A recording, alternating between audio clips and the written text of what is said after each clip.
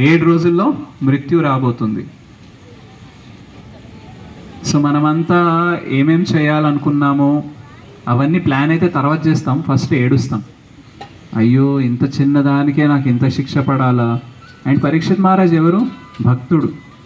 ఇంత భక్తి చేసి నాకు దొరికేది ఇదేనా భగవంతుడి న్యాయం అనేసి భగవంతుడి మీద కంప్లైంట్ చేస్తాము, శాపం ఇచ్చిన వాడి మీద కంప్లైంట్ చేస్తాము, అలా ఏడుస్తూ ఉంటాము.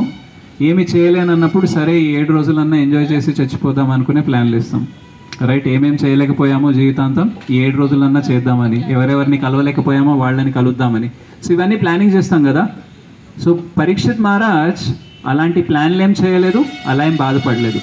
తనేమనుకున్నారంటే, ఓ భగవంతుడు ఈ రకంగా నన్ను ఈ భవబంధాల నుంచి, ఈ బాధ్యతల నుంచి, రాజ్యం అనే భౌతిక ఆలోచనల నుంచి, ఆసక్తుల నుంచి నన్ను బయటకు తీయాలనుకుంటున్నారు. సో ఈ 7 రోజులు నేను ఇంకా పూర్తిగా భగవంతుని స్మరణ చేయడానికి నాకు అవకాశం ఇచ్చారు. యాక్చువల్గా నేను చాలా అదృష్టవంతుడిని. మృత్యు ఎప్పుడు వస్తుందో తెలియదు ఎవరికి, కానీ నాకు 7 రోజుల్లో వస్తుందని తెలిసింది. సో ఇప్పుడు నేనేం చేయాలి? అంతే నారాయణ స్మృతి జరగాలంటే ఈ 7 రోజులు తీవ్రంగా భక్తి యోగా అనేది చెయ్యాలనేసి శ్రీమద్ భాగవతం 7 రోజులు వింటారు శ్రీల శుకదేవ గోస్వామి ద్వారా.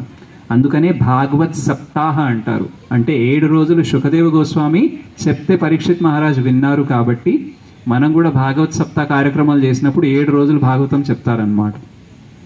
సో ఇక్కడ ఎగ్జాంపుల్ ఎందుకు ఇచ్చానంటే, పరీక్షిత్ మహారాజ్కి మృత్యు ఉందని తెలిసినా సరే ఆయన భక్తి పెరిగింది కానీ తగ్గలేదు.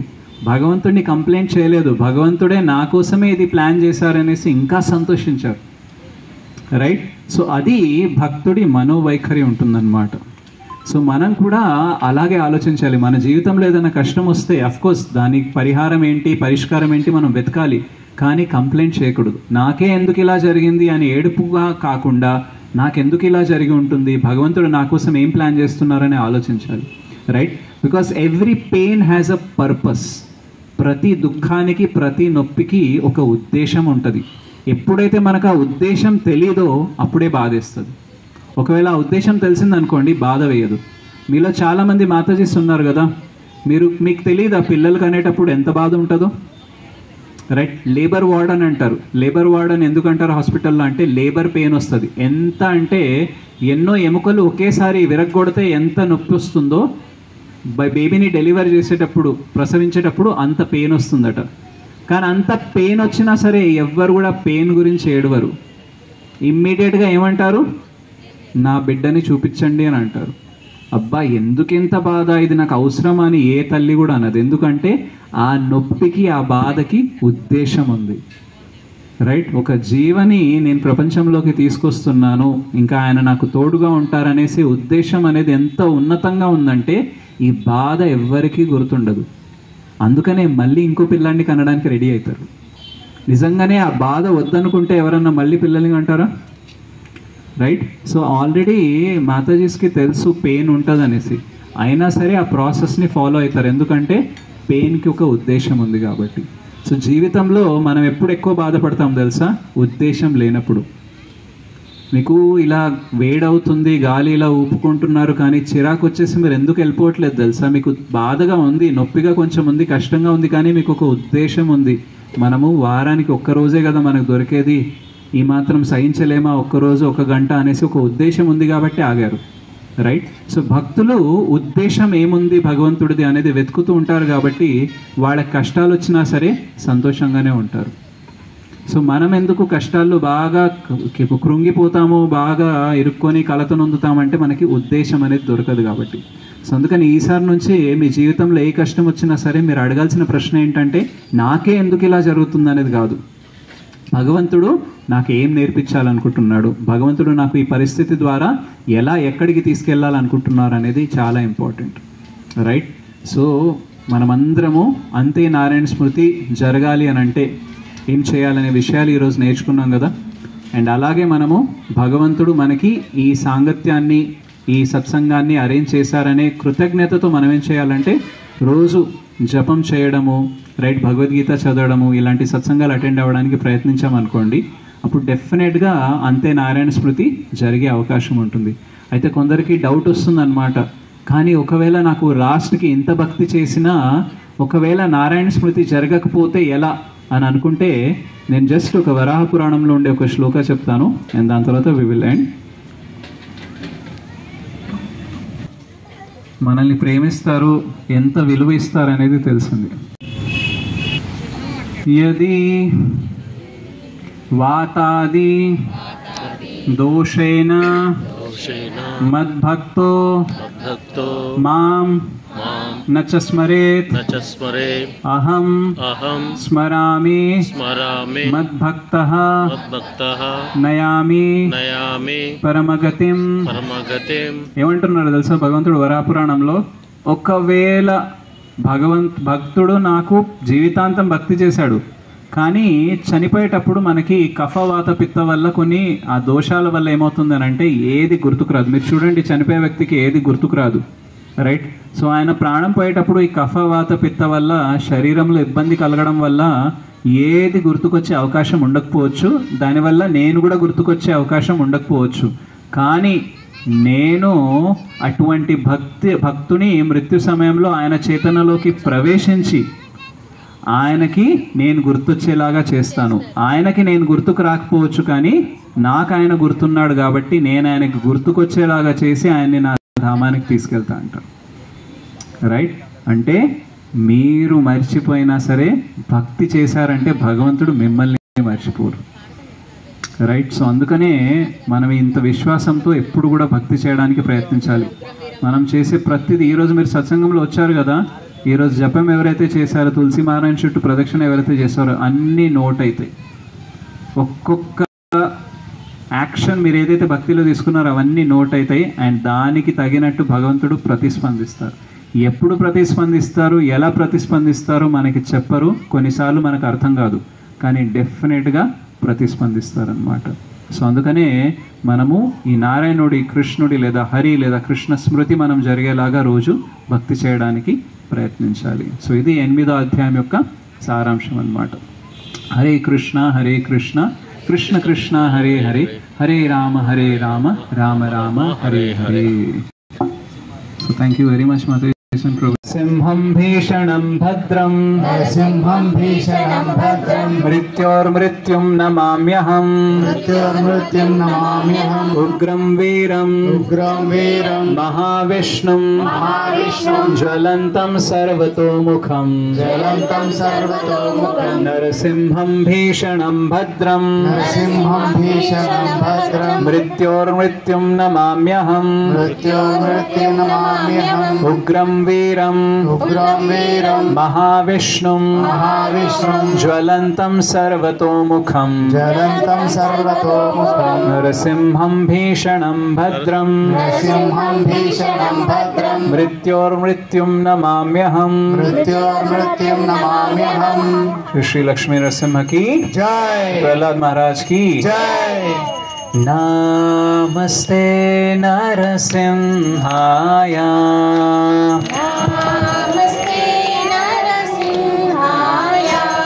प्रहलाद लाददायिने,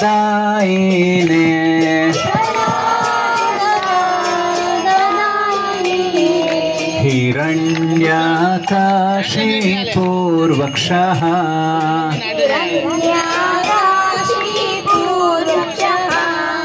श्रीलटङ्कानखालाये,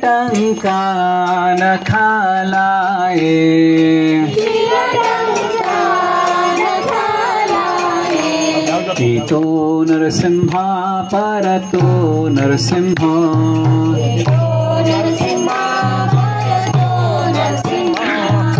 यतो यतो यामि ततो नरसिंह,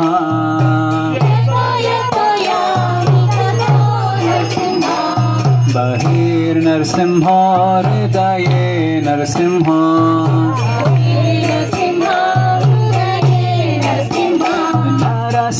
नरसिंहमदिं शरणं प्रपद्ये,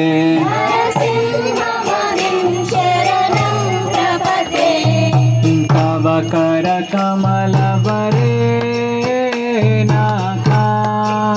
अद्भुतशृङ्गा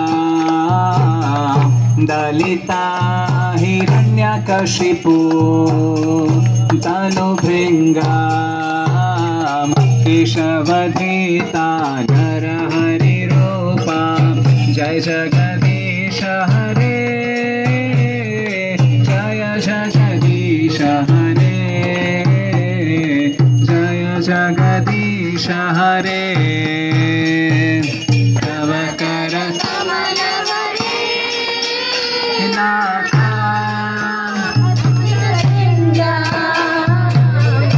दलिता हिरण्यकशिपो तनु भृंगा केशवधीता नरहरि रूपा जय जगदीश हरे जय जगदीश हरे जय जगदीश हरे जय केशवधीता नरहरि रूपा जय जगदीश हरे जय जगदीश हरे जय जगदीश हरे जय केशवधीता नरहरि रूपा जय जगदीश हरे जय जगदीश हरे जय जगदीश हरे जयो नरसिंहदेव जयो नरसिंहदेव नरसिंहदेव जयो नरसिंहदेव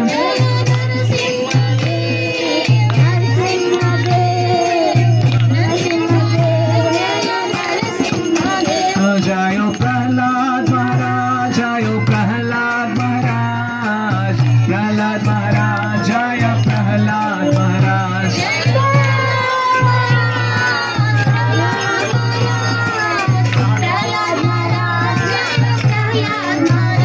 जयो लक्ष्मी नरसिंह जयो भक्त प्रहलाद लक्ष्मी नरसिंह जयो भक्त प्रहलाद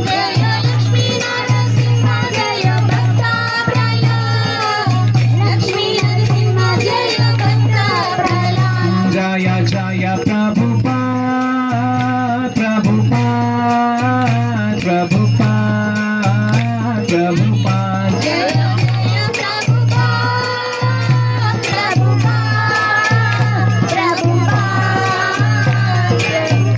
जय जय गुरुदेव गुरुदेव गुरुदेव गुरुदेव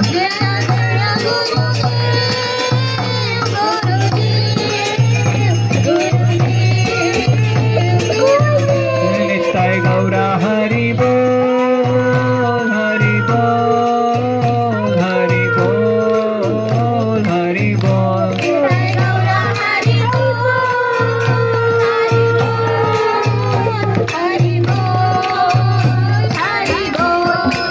समस्त विघ्न विनाश भक्तवत्सल कृपणवत्सल श्री नरसिंहदेव भगवान की भक्त शिरोमणि प्रहलाद महाराज की जगत गुरुपति पावन श्रील प्रभुपाद की श्रील गुरुदेव की अनंत कोटि वैष्णव वृंद की नामाचार्य श्रील हरिदास ठाकुर की ताई गौर प्रेमानंदे ताई गौर प्रेमानंदे ताई गौर प्रेमानंदे సో ప్రసాదం అనేది మీరు తీసుకోవచ్చు ఇప్పుడు అండ్ ఎవరికన్నా కీర్తన చేస్తాను డాన్స్ చేస్తా అంటే వీ కెన్ డూ 5 minutes కీర్తన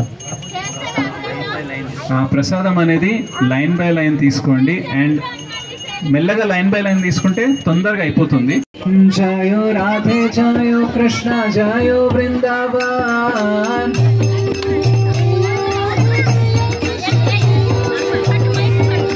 जयो राधे जयो कृष्ण जयो वृंदावन श्री गोविंद गोपीनाथ मदन मोहन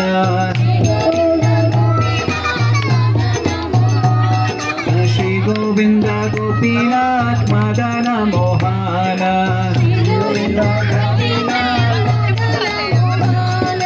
जयो राधे जयो कृष्ण जयो वृंदावन जयो राधे जयो कृष्ण जयो वृंदावन श्री गोविंद गोपीनाथ मदन मोहन श्री गोविंद गोपीनाथ मदन मोहन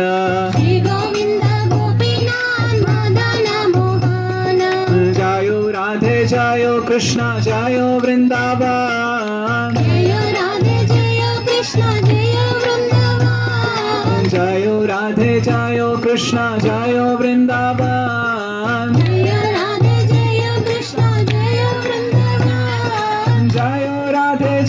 कृष्ण जयो वृंदावन जयो राधे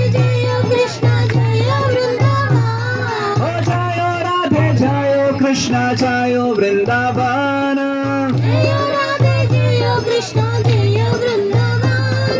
श्री गोविंद गोपीनाथ मदन मोहन श्री गोविंद गोपीनाथ मदन मोहन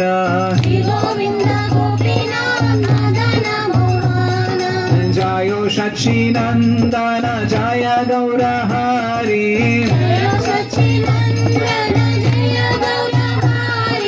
जयो सच्चिनंदन जय गौर हरि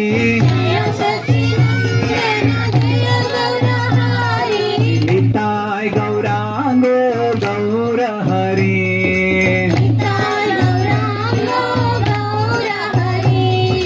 निताय गौरांगो